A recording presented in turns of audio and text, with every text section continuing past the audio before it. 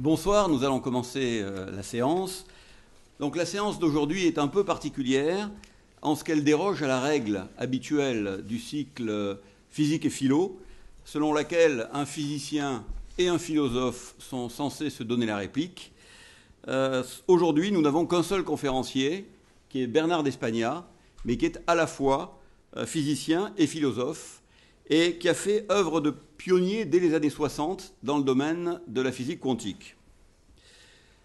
En tant que physicien, il a côtoyé Enrico Fermi, Niels Bohr, il a participé, dans les années 50, il a participé à la création du service de physique théorique du CERN, avant de revenir en France à l'université de Paris-Orsay, où il a fini par diriger le laboratoire de physique théorique. Dès les années 60, il a entrepris une profonde réflexion sur l'interprétation de la physique quantique et il a notamment mis en avant le fait que, contrairement à la physique classique, la physique quantique n'est pas justiciable d'une formulation totalement objective, c'est-à-dire qui s'affranchisse totalement de toute référence à un observateur quelconque. En revanche, la physique quantique est une théorie intersubjective, ce qui signifie que ses prédictions doivent être formulées en faisant référence à un observateur, mais que tout observateur potentiel, tous les observateurs potentiels, tomberont d'accord entre eux sur ce qu'ils observent. C'est ce qu'on appelle l'accord intersubjectif. Et Bernard d'Espagna a contribué grandement, dans les années 60, à mettre en avant cet aspect intersubjectif de la physique quantique. Il a été aussi l'un des premiers à faire remarquer que les conséquences de la mécanique quantique doivent nécessairement être prises en compte dans toute réflexion sérieuse sur les positions philosophiques que l'on peut se faire concernant l'univers qui nous entoure. En particulier, la physique quantique remet très fortement en cause la thèse du réalisme dit naïf, selon laquelle le monde qui nous entoure existe tel qu'il nous apparaît, indépendamment de toute personne qui serait là pour l'observer, et selon laquelle encore les objets seraient dotés de propriétés leur appartenant en propre. Cette thèse que tout le monde partage spontanément et intuitivement n'est en fait plus tenable si on tient compte des acquis de la physique quantique. Et Bernard d'Espagna, qui a attaqué cette thèse du réalisme naïf, a été conduit à développer sa position qu'il a appelée le réel voilé et qu'il va nous présenter ce soir. Alors avant de lui céder la parole, je voudrais simplement mentionner deux de ses derniers ouvrages, Traité de physique et de philosophie, qui est une synthèse approfondie de sa réflexion philosophique sur la mécanique quantique, et Candide et le physicien, qui est un ouvrage sans doute plus accessible aux non-physiciens ou non-philosophes spécialistes de la mécanique quantique. Ces deux ouvrages sont parus aux éditions Fayard. Je voudrais également mentionner le fait qu'à la suite de la remise du prix Templeton, qui lui a été attribué en 2009, Bernard d'Espagna a souhaité la création du Collège de physique et de philosophie, qui se réunit maintenant environ tous les mois et demi à l'Académie, et où, avec un certain nombre de collègues physiciens et philosophes, nous discutons des conséquences générales de la mécanique quantique sur la philosophie de la connaissance. Pour ceux que ça peut intéresser, les séances de ce collège sont intégralement retranscrites sur le site du collège et donc accessibles à tout le monde. Le site du collège est www.cphi2.org, cphi2.org pour cphi2.org. Ceux qui sont intéressés pourront éventuellement me demander à la fin. Voilà, je laisse la parole maintenant à Bernard d'Espagna qui va nous présenter sa thèse du réel voilé. Eh bien, mon cher Hervé, merci d'abord pour cette invitation et merci pour cette présentation très sympathique et élogieuse. Nous allons effectivement parler de la physique quantique et du réel et l'exposé s'intitule Physique quantique et réalité. La réalité, c'est quoi? Alors, poser une question n'implique pas qu'on va y répondre.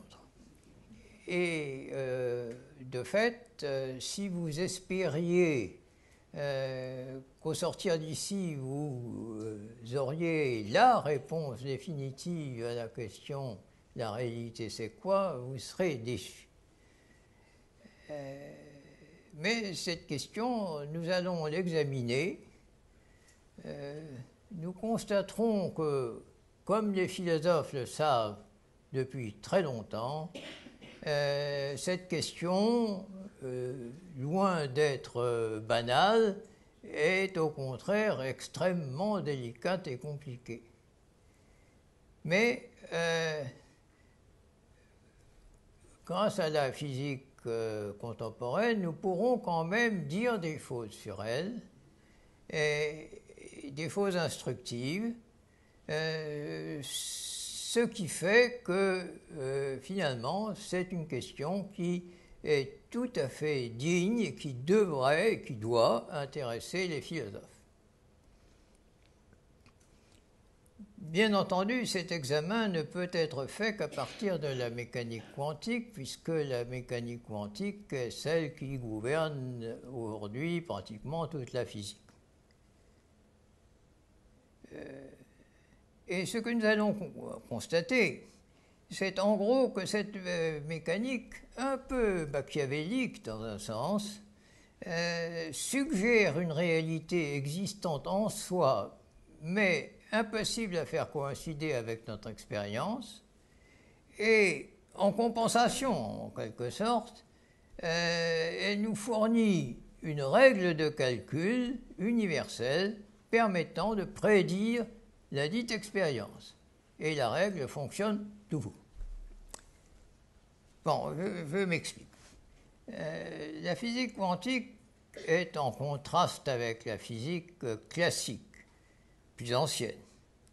La physique classique est celle essentiellement qui est enseignée au lycée, et à juste titre, car c'est elle qui gouverne les technologies banales, si vous voulez, mais utiles, et de toute façon, il faut commencer par elle. Alors, si vous le voulez bien, nous-mêmes commençons un petit peu par la physique classique. La physique classique a toujours été comprise comme levant le voile des apparences et nous découvrant la réalité telle qu'elle est en soi. Comme le disait Hervé Svier à l'instant, conçue comme tout à fait indépendante de nous, elle existe, elle est comme elle est, et la physique classique est supposée nous la dévoiler. Alors, elle pose qu'il y a des objets, divers objets répandus dans l'espace, qu'il y a des champs électriques et magnétiques, et à chacune de ces entités, elle associe un symbole mathématique.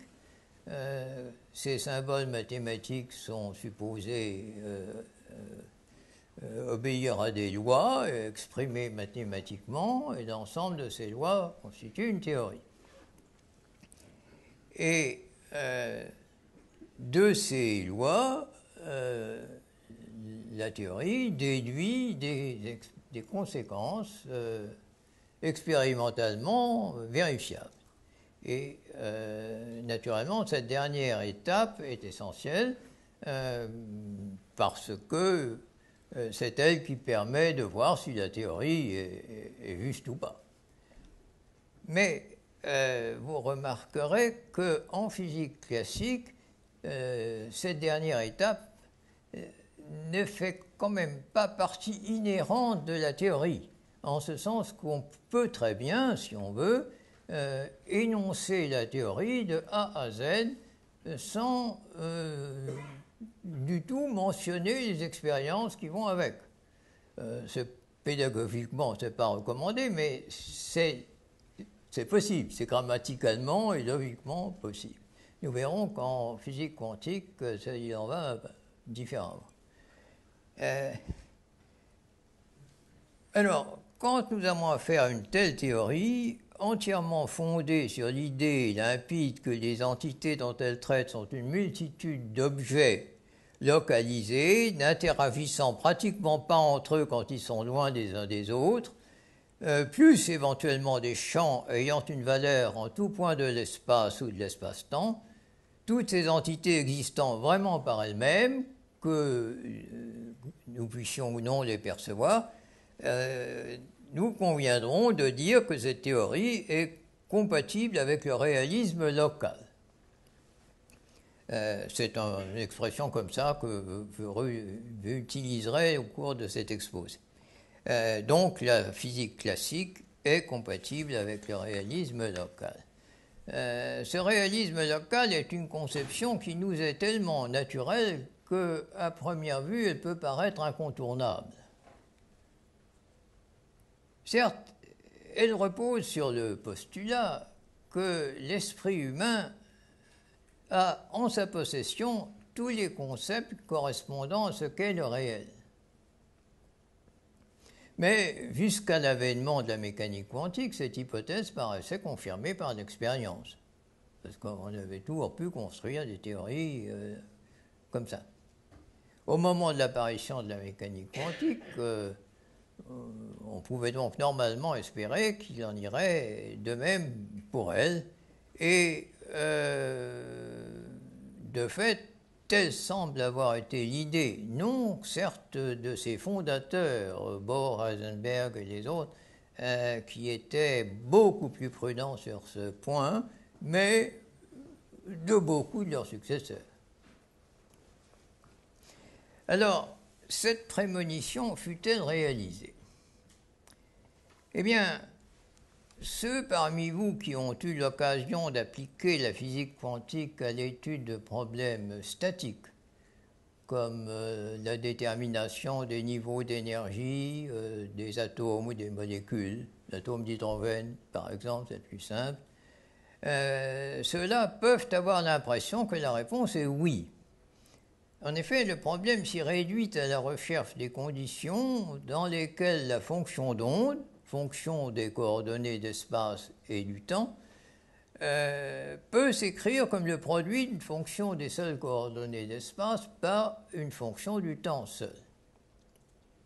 Et qualitativement, cela ressemble énormément au problème tout à fait classique des cordes vibrantes,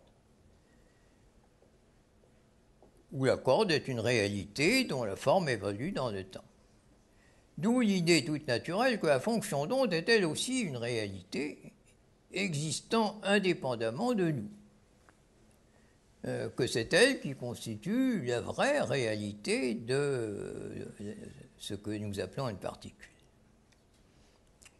Et de fait, la mécanique quantique que nous appelons standard, ce n'est pas un très joli mot, mais voilà, nous l'appelons maintenant comme ça, c'est celle qu'on enseigne à l'université, a été fondée sur l'idée manifestement très voisine de celle que je viens de dire, que la fonction d'onde d'un système représente l'information la plus précise qu'il soit possible d'avoir sur un système. Autrement dit, qu'il n'y a pas de paramètres supplémentaires à ajouter. Bon, voilà pour les problèmes statiques, si vous voulez. Mais maintenant, intéressons-nous au phénomène de collision. Alors, en physique classique, le choc sera, disons, entre deux boules de billard. Et aussi bien avant qu'après le choc, chaque boule constitue évidemment une réalité distincte.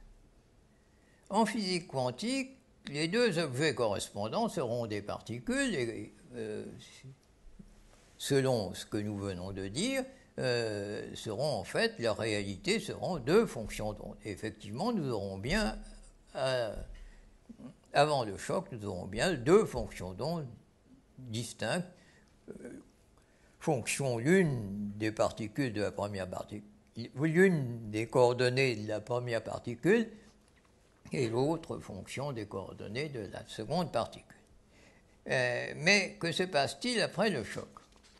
Eh bien, la résolution de l'équation de Schrödinger montre qu'en général, il est impossible d'attribuer une fonction d'onde à chacune des deux particules après le choc. Après le choc, nous obtenons bien une fonction d'onde. Le calcul résout l'équation de Schrödinger dépendante du temps et ça nous donne un résultat qui est ce qu'il est, quoi. Et ce résultat, c'est une fonction des coordonnées des deux particules et du temps, mais que nous ne pouvons pas, cette fois, séparer en une fonction qui serait une fonction des seules coordonnées de la première particule et une fonction qui serait fonction des coordonnées uniquement de la seconde particule. Pour les spécialistes, j'ouvre une petite parenthèse, ces problèmes de collision, on les traite en général en séparant le mouvement du centre de gravité et le mouvement de ce qu'on appelle la particule relative, c'est-à-dire on invente une particule idéale qui n'existe pas, et dans ces conditions, on peut séparer effectivement le mouvement du centre de gravité et le mouvement des particules relatives. Mais si on veut ensuite reconstruire l'image, c'est-à-dire parler des particules telles qu'elles sont, c'est-à-dire eh bien, on ne peut pas séparer la fonction d'onde en ces deux composantes que je viens de dire. Et pourtant, nous pouvons observer nos deux particules après le choc. On peut faire des expériences et constater qu'on va voir l'une des particules à un certain endroit et une autre particule, et l'autre particule à un autre endroit. Vous voyez, nous avons déjà à ce stade une confirmation du côté un peu mystificateur de cette théorie quantique. À notre question, qu'est-ce qui est réel? Elle semble suggérer une réponse, et en même temps, cette réponse contredit ce que nous tenons pour évidemment vrai. Mais alors, direz-vous, si la mécanique quantique bafouille ainsi quant à cette question du réel, comment expliquer que ces axiomes soient maintenant au cœur non seulement de la physique atomique proprement dite, mais aussi de la physique nucléaire, de la physique des hautes énergies, de l'électromagnétisme, de la chimie presque tout entière, et j'en passe. Et que ces prédictions expérimentales aient jusqu'à présent toujours été trouvées justes. Eh bien, la réponse tient en trois mots qui sont règles de Born. Born, c'est le physicien qui a trouvé la règle en question. Comme vous le savez, la mécanique quantique est une théorie intrinsèquement probabiliste. Dans certains cas, la fonction d'onde fournit seulement la probabilité pour que lors de la mesure d'une grandeur physique, telle ou telle valeur soit trouvée. Et la règle dite de Born, ajoutée dans le formalisme, est celle qui dit comment ces probabilités doivent être calculées. Elle est universelle et ses prédictions, comme je viens de le dire, sont toujours tombées. Notons quand même ici un point assez embarrassant. Il tient au fait que si on refait une mesure qu'on vient de faire, normalement on doit retrouver le même résultat. Et c'est bien effectivement ce qu'on constate. Lors de la première mesure, la probabilité du résultat a donc brusquement changé, dans le cas que je viens de considérer, puisqu'elle est passée d'une valeur inférieure à 1 à la valeur 1. Et puisque c'est à partir de la fonction d'onde qu'on calcule les probabilités, cela implique que la fonction d'onde elle-même a brusquement changé elle aussi. Dans notre jargon, nous disons qu'elle est réduite. Un tel changement brutal est toutefois difficile à concevoir, car la fonction d'onde est étalée dans l'espace, et si elle constitue une réalité physique, cela implique par conséquent que l'opération de mesure induirait des changements instantanés à distance, ce qui est impossible, nous dit la relativité. Alors, finalement, est-ce si sûr que ça, qu'une fonction d'onde est une réalité physique? Eh bien, essayons de nous passer de cette hypothèse. Puisque nous cherchons une réponse à la question « la réalité est quoi ?», il nous faut quand même un critère de réalité. Einstein en a proposé un. Je ne vais pas vous le réciter, mais simplement vous montrer quelle est son idée directrice en m'aidant d'un exemple de fantaisie. Imaginons un psychologue ayant affaire à une population très nombreuse, formée exclusivement de gens mariés. Imaginons qu'il isole soigneusement les maris des épouses et qu'après avoir noté le nom de famille de chaque épouse, il lui demande de répondre par oui ou par non à une question simple, toujours la même, disons d'ordre politique, par exemple. Imaginons que pendant ce temps, son assistant fait de même à l'égard des maris. Et alors, l'opération terminée, le psy et son assistant comparent les réponses. Et ils constatent qu'il y a des oui et des non, mais imaginons, chose que la logique n'interdit pas, que une corrélation parfaite entre les réponses est trouvée. À toute épouse ayant répondu oui correspond un mari ayant répondu oui, et à toute épouse ayant répondu non. Non correspond un mari ayant aussi répondu non. Au vu d'un tel résultat, le psychologue est sûr d'au moins une chose, c'est que les membres de l'échantillon n'ont pas répondu au hasard, car si c'était le cas, il y aurait sûrement eu au sein d'un même couple des réponses oui-non. Un mari aurait répondu oui et son épouse aurait répondu non. S'ils ont répondu au hasard, c'est évident que ça se serait produit. Or, par hypothèse, ça ne s'est pas produit. Autrement dit, avant même l'expérience, chaque individu avait une opinion déterminée, bien réelle, sur le sujet de la question. Ils ont dû en débattre ensemble avant d'être séparés. Mais enfin, ça, en tout cas, ce qui est sûr, c'est que après qu'ils aient été séparés, mais avant l'interrogatoire, ils avaient déjà chacun une idée fixe sur la question.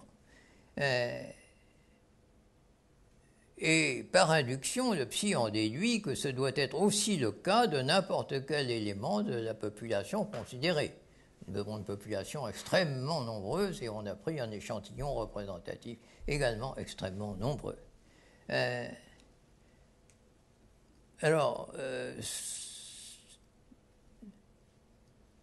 Sauf évidemment, si on suppose que les épouses transmettent à distance et par télépathie leurs réponses à leur mari, avant que le mari n'ait répondu lui-même, auquel cas on pourrait expliquer la corrélation parfaite sans supposer qu'ils avaient précédemment des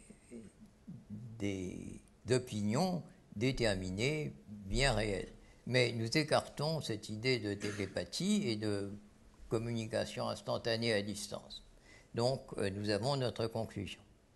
Vous me direz qu'une population de couples réagissant de cette manière est pure fiction. Oui, mais dans le domaine des particules, il en va autrement. Au laboratoire, il est possible de faire interagir des particules de telle sorte que les résultats de mesures effectuées postérieurement à l'interaction sur chaque paire individuelle présentent précisément la corrélation stricte que je viens d'imaginer entre les réponses de mes couples. Et ici comme là, il faut en déduire qu'après l'interaction, mais avant les mesures, les particules avaient déjà des propriétés révélées par la mesure. Autrement dit, que ces propriétés étaient des éléments de réalité. Et ici comme là, il faut en déduire par induction que les particules composant n'importe quel couple préparé de cette manière possèdent chacune des éléments de réalité dont il s'agit. Alors, à défaut de la fonction d'onde, dont nous ne savons plus très bien si elle est réelle ou pas, tenons-nous enfin là de vrais éléments de la réalité? Einstein espérait. Et le physicien John Bell a voulu savoir ce qu'il en était. Il s'est pour cela fondé sur l'argument que je viens de dire, qui l'a convaincu qu'au moins dans de telles expériences, les propriétés des particules en jeu sont bien réelles. Il a alors voulu tester l'hypothèse toute naturelle que le résultat d'une mesure faite à un endroit ne dépend pratiquement pas de ce qui se passe à un autre endroit situé très loin, aussi loin qu'on veut du premier. Ce qui est l'hypothèse de localité. Et sur ces bases, prises comme hypothèse de travail, il a pu démontrer, indépendamment de toute théorie particulière, la quantique ou autre, la validité de certaines inégalités entre quantités mesurables, alors que, fit-il remarquer, ces inégalités sont violées par les prédictions vérifiables de la mécanique quantique. Et qui plus est, elles le sont aussi par l'expérience, comme la très belle expérience d'Alain Aspect réalisée à Orsay l'a montré un peu plus tard. Étrangement, cela montre que si l'on tient pour convaincante la preuve de réalisme que nous venons de voir, on doit renoncer à tout réalisme local, puisqu'on doit renoncer à l'hypothèse de localité. On doit accepter la non-localité, la violation de la localité. Idée qui viole non seulement le bon sens, mais même la relativité, comme on le vérifie bien aisément. Ces quelques aperçus suffisent déjà à montrer que concilier la mécanique quantique avec le réalisme local, qui est le réalisme du sens commun, est impossible. C'est là une situation très nouvelle que Hervé Svion, mon voisin de droite, a parfaitement exprimé quand il a écrit « Il semblerait que pour la première fois dans l'histoire de la philosophie, le choix de croire qu'il existe un monde extérieur à tout observateur et grossièrement conforme à ce que nous en percevons ne soit plus possible, sauf à adopter une attitude irrationnelle. » C'est ce que Hervé Svion vient de nous redire tout à l'heure. À ce stade, contraint de conserver cette non-localité incompatible avec l'interprétation classique de la relativité, le réaliste se voit obligé de jeter du lest.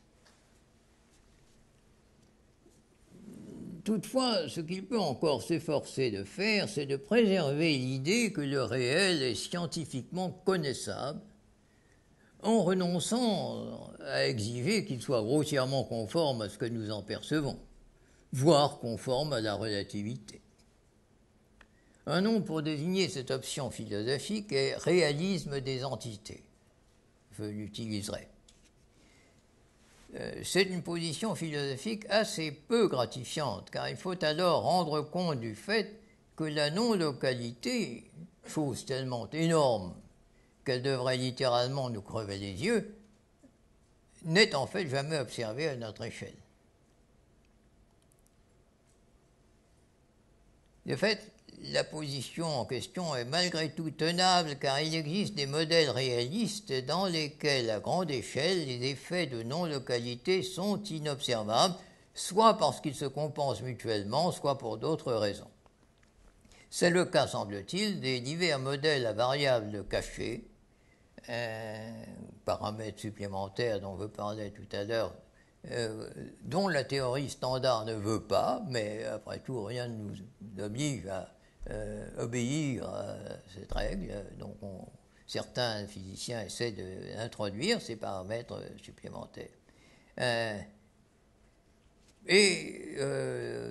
Donc, c'est aussi le cas de modèles fondés sur une équation de Schrödinger légèrement modifiée par de petits termes additionnels.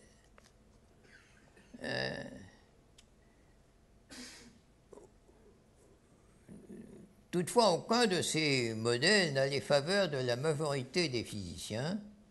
Les premiers parce qu'ils n'améliorent en rien la fécondité de la mécanique quantique standard, et les seconds parce que ces petits termes qui ont été ajoutés ad hoc.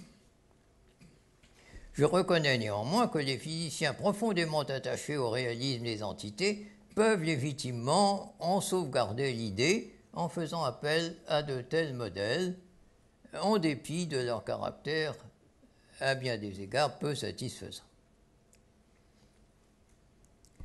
Bon, tout cela est déconcertant.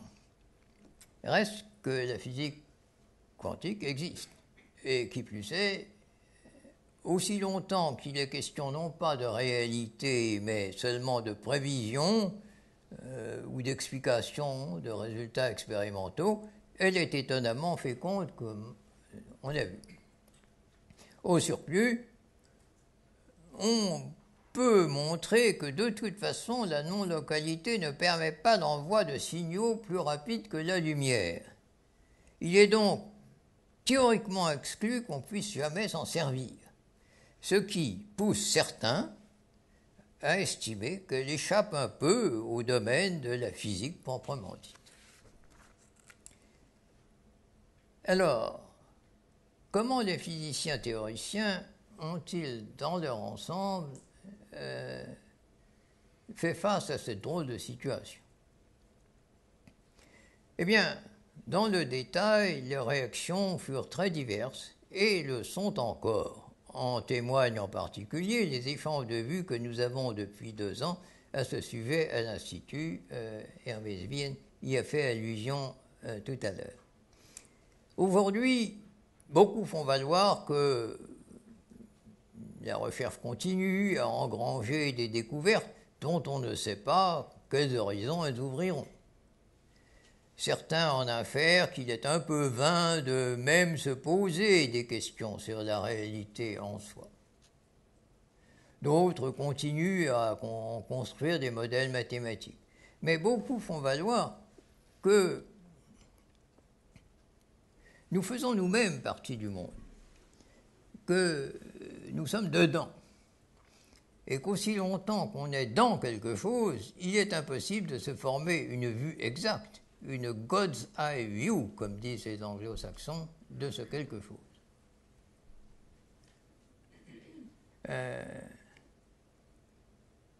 De fait, durant les dernières décennies, les travaux ayant le plus retenu l'attention sont ceux de chercheurs ayant cherché, et en grande partie réussi, à expliquer par la mécanique quantique, comprise comme simple outil de prédiction d'observation, non pas comment les choses sont, mais comment elles nous apparaissent. Pourquoi, dans le domaine macroscopique, nous avons telles ou telles impressions de percevoir, qu'il s'agisse de choses banales ou de résultats d'expérience.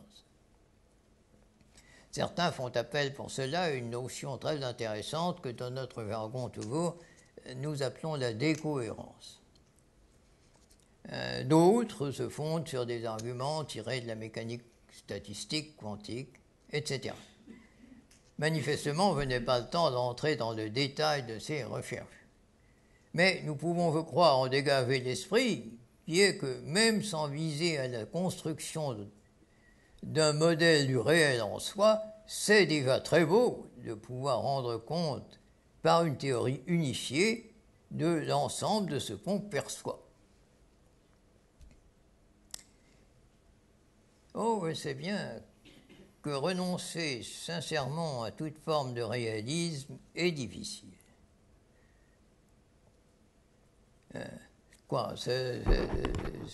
Ce micro que vous voyez devant moi n'existe-t-il pas tout à fait indépendamment de moi? Cet arc-en-ciel dont un ami me parlait l'autre jour, n'existait-il pas tout à fait indépendamment de lui? Bon, laissons le micro pour l'instant et parlons un peu de l'arc-en-ciel. Oh, il n'y a rien de mystérieux. Son explication constitue même un des premiers succès de la physique, puisqu'elle remonte à Descartes en personne. celui de mon ami se détachait sur un paysage bien connu de lui. Il y paraissait comme posé, comme une espèce d'arche qui se trouvait là. Si bien que, étant en voiture, l'envie lui a pris d'en faire le tour. Mais là, pas moyen. Quand il s'est mis à rouler, imaginez-vous que ce diable d'arc-en-ciel s'est mis à bouger. Pas moyen même d'en avoir une vue de profil. Alors, bien sûr, l'ami en question s'est tout de suite précipité sur son Descartes, et il a compris que c'était les lois mêmes de la physique qui s'opposaient à son dessein, que dans le cas de l'arc-en-ciel, ce que nous voyons, ce n'est pas la réalité, les gouttes de pluie, mais une apparence.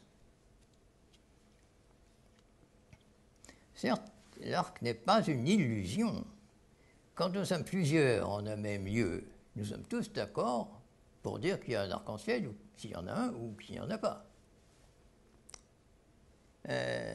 Et s'il y en a un, nous sommes tous d'accord en ce qui concerne la direction dans laquelle on voit cet arc-en-ciel.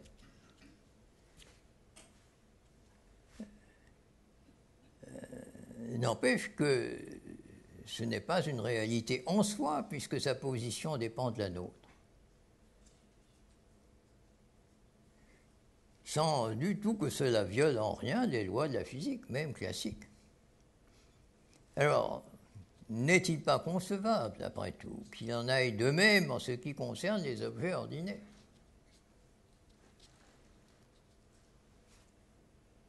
Qu'eux aussi, finalement, soient des apparences collectives, comme la physique quantique semble le suggérer. C'est, me semble-t-il, la position que, explicitement ou implicitement, le plus souvent implicitement, les éminents chercheurs dont je parlais semblent adopter. Au fond, voyez-vous, si l'on imagine un livre qui décrirait l'ensemble de leurs recherches, en pastichant le titre d'un important ouvrage de l'école de Heidelberg, on pourrait assez bien l'intituler « La mécanique quantique et l'apparence d'un monde classique ». Assurément, nous devons bien réaliser ce que cette approche implique. Laisser tomber le réalisme des entités signifie que notre savoir scientifique ne nous informe pas sur la réalité en soi, autrement dit sur le réel, le fond des choses, mais constitue simplement une synthèse de l'expérience humaine communicable, forcément limitée, construite par la raison humaine, forcément limitée elle aussi. Certes, on peut répugner un renoncement d'une telle ampleur, mais d'un autre côté, rappelons-nous que de toute manière, si on veut conserver le réalisme des entités, alors la violation des inégalités de Bell doit être prise en compte. Et qu'en raison de la globalité cachée qu'elle implique, nous sommes alors forcés de renoncer à l'idée, réaliste et toute naturelle, que tout objet, si petit qu'il soit, se trouve à chaque instant dans une région donnée de l'espace et n'interagit pratiquement pas avec ceux situés très très loin. Dans ces conditions, renoncement pour renoncement, celui plus général du renoncement au réalisme des entités prend un aspect très nettement moins déplaisant. Au reste, n'oublions pas qu'un tel renoncement a été défendu bien avant l'arrivée de la mécanique quantique par de très éminents scientifiques. Ici, je me bornerai à vous rappeler le membre de phrase de Henri Poincaré évoquant dans La science de l'hypothèse je cite, les objets réels que la nature nous cachera éternellement. Ça date de 1902. Et j'ajouterai que l'idée très voisine qu'il n'existe pas une vérité unique vers la découverte de laquelle la science se dirigerait est soutenue même par des neurophilosophes matérialistes tels que Paul Churchland, très connu en Amérique.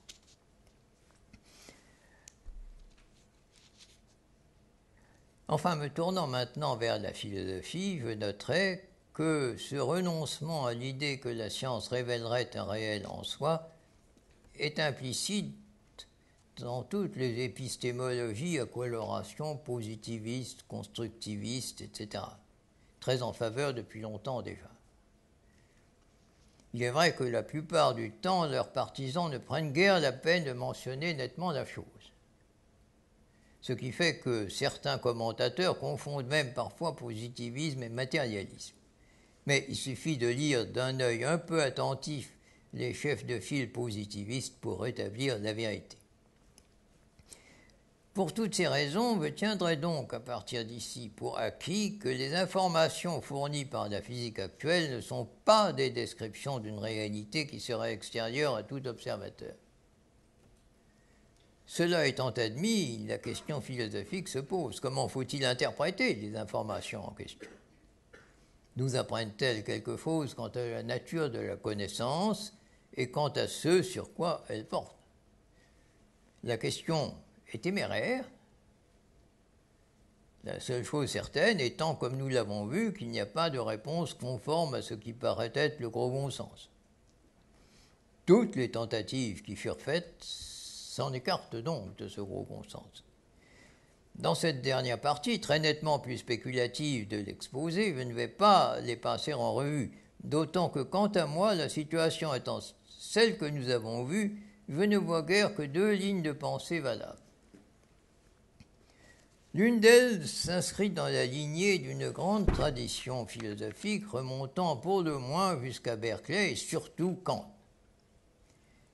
Elle explique les difficultés rencontrées comme autant de validation de la grande thèse de ces penseurs, à savoir que notre réflexion discursive à base de raisonnement et de déduction doit se limiter aux données de notre expérience collective. Et surtout, ne doit pas essayer de les interpréter comme renvoyant à une réalité en soi, notion qu'il rejette comme métaphysique. De fait, cette théorie va même jusqu'à poser que ces données de l'expérience émanent essentiellement de nous.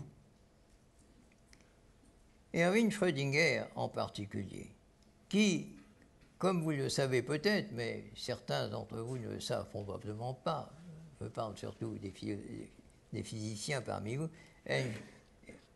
Erwin Schrödinger était aussi un philosophe. Et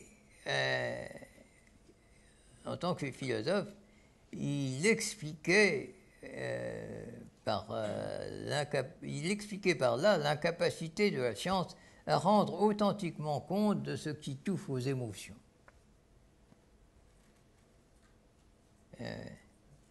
Elle ne sait rien, nous dit-il, du beau et du laid, de l'amer et du doux, de la douleur et du plaisir physique, du bien et du mal. Et quand elle s'imagine nous en parler, ce qu'elle dit est hors sujet.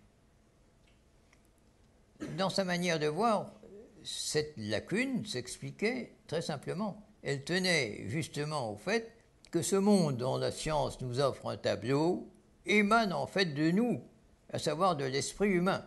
Celui-ci n'est donc pas un élément du monde, ce qui fait que la science ne peut pas l'y représenter. Une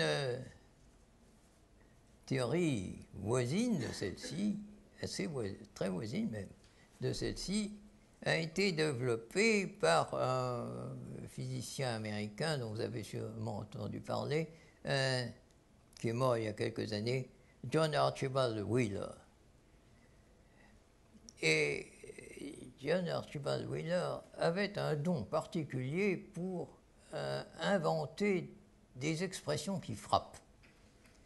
C'est à lui, par exemple, que nous devons l'expression « trou noir » pour désigner ce que nous appelons maintenant tous des trous noirs. Et pour désigner sa théorie à lui, enfin sa philosophie, disons, tirée de la mécanique quantique et très semblable à celle que je viens de résumer, il avait trouvé aussi une expression magnifique par sa concision, mais que je ne peux dire qu'en anglais, parce qu'il n'y a que en anglais qu'elle soit concise, justement, et donc amusante, c'est « it from bit ». « It », c'est le « il » français, c'est la troisième personne du singulier, et donc ça désigne la chose. Et bit, c'est l'expression classique pour désigner l'élément d'information, l'élément élémentaire, disons, d'information. Et it from bit, ça désigne très bien ça. La chose from vient de bit, l'information, l'expérience, la connaissance. Bon. En français, c'est beaucoup moins joli, mais enfin, sa théorie tient très bien debout. Malgré tout, cette première solution, cette première ligne de pensée, bon, certes, elle tient debout, elle est assurément même très valable et intéressante. Elle est activement poursuivie et rationnellement développée par des penseurs tels qu'en France Michel Wittbol, ici présent. Et son soutien par Schrödinger lui confère à mes yeux un poids additionnel. Mais malgré tout, sa radicalité m'effraie un peu. Suggérer que l'esprit humain est premier par rapport à tout, ne serait-ce pas aller trop loin? Il est clair en tout cas que dans ce domaine, la plupart des scientifiques nourrissent des vues plus conservatrices. Ils ne peuvent donner foi à une théorie quelconque, si rationnelle qu'elle soit, aussi longtemps qu'elle n'a pas subi le test de l'expérience avec succès. Ils ressentent, naïvement peut-être, le verdict expérimental comme provenant de quelque chose qui n'est pas eux, en dehors d'eux. Et ils ont donc tout naturellement le sentiment qu'entre le réel et eux, il y a relation et non identification. Eh bien, l'autre ligne de pensée à laquelle je songe s'inspire de ce sentiment-là. Elle consiste à estimer qu'en dépit des très sérieuses difficultés que nous avons vues, il doit quand même être possible de sauver quelque chose du réalisme, pris au sens le plus large possible. Jusqu'ici, en effet, nous avons parlé du réalisme local ou des entités sans tellement réfléchir sur lui. Or, il est manifestement une addition, pour mieux dire un empilement de deux postulats bien distincts. Le premier pose que l'existence est première par rapport à la connaissance, et ouvre par là la possibilité qu'existe un réel qui ne soit pas nous. Et le second pose que ce réel est en droit connaissable par l'être humain. Or, c'est finalement ce second postulat, et lui seul, qui nous a mis dans l'embarras. Pour échapper à la difficulté, il convient évidemment de rejeter ce postulat-là, et il semble qu'on puisse alors conserver l'autre, le premier, celui que l'existence est première par rapport à la connaissance, et donc la possibilité qu'il existe un réel en soi, indépendant de nous. Et je remarque qu'il n'est même pas indispensable de couper tout lien entre le réel et nos esprits. Il suffit de considérer que le réel les influence, mais d'une manière si indirecte que nous ne pouvons pas remonter systématiquement des effets aux causes et par là décrire scientifiquement ce réel en soi. En m'inspirant, une fois encore, mais cette fois d'une façon très approximative, d'une remarque de Ernst Wiesvian, j'aimerais souligner que, loin d'être ésotérique, l'idée d'un réel en soi se situant pour une grande part au-delà de la portée de nos concepts a au contraire quelque chose d'assez naturel. Il semble en effet clair que la puissance de conceptualisation de l'être humain est supérieure à celle du chien, ou même du singe. Alors, qui nous dit que l'homme a atteint la limite en ce domaine? La limite de ce qui est conceptualisable. Et s'il n'en est rien, si l'homme n'a pas atteint cette limite, qui nous garantit que le fond des choses, qui n'est pas accessible aux chiens, le soit à nous? Nous arrivons ainsi à l'idée que si nous répugnons à nous voir seuls existants, comme le voudraient Schrödinger et Wheeler, encore pour Wheeler, c'est pas tout à fait ça, mais pour Schrödinger, c'est bien ça, Si nous répugnons donc à nous voir seulement tous, à nous voir comme étant les seuls existants, eh bien,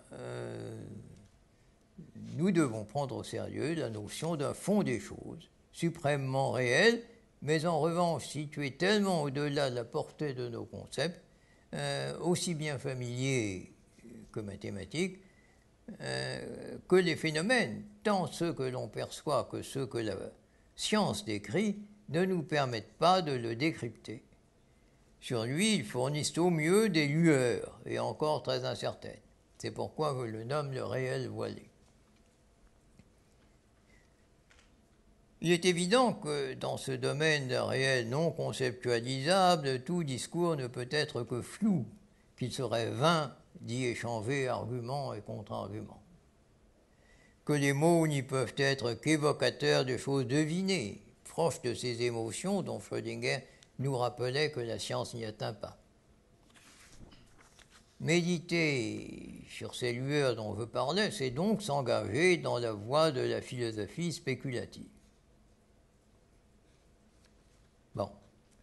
Bon, je sais que c'est pas très apprécié, mais après tout, en dehors des heures de travail, ce n'est sans doute quand même pas interdit. Et si je le fais, alors ce qui me paraît à moi assez naturel, c'est de demander à la mécanique quantique ce qu'elle suggère. Et là, nous avons vu au début de cet exposé que dans son formalisme,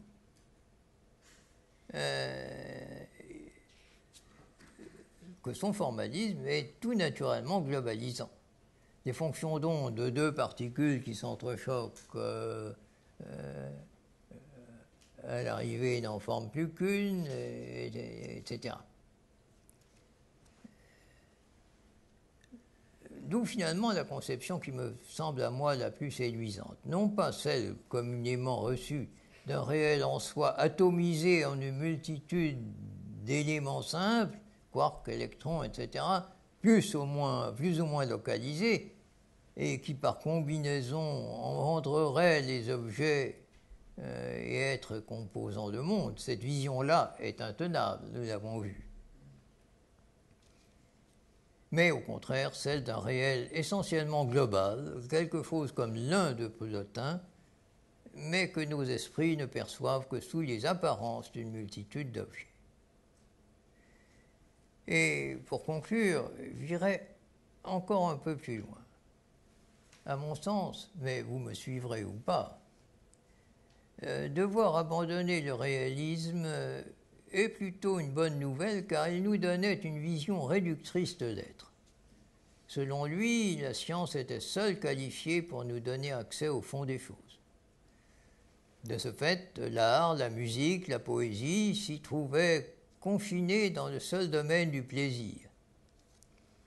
Intuitivement, la plupart des grands amateurs de musique classique, de peinture ou de poésie ont le sentiment, pour certains même la conviction, qu'au-delà du simple plaisir, les émotions que leur donnent ces choses leur ouvrent comme une fenêtre vers un quelque chose dont ils savent intuitivement qu'il est essentiel.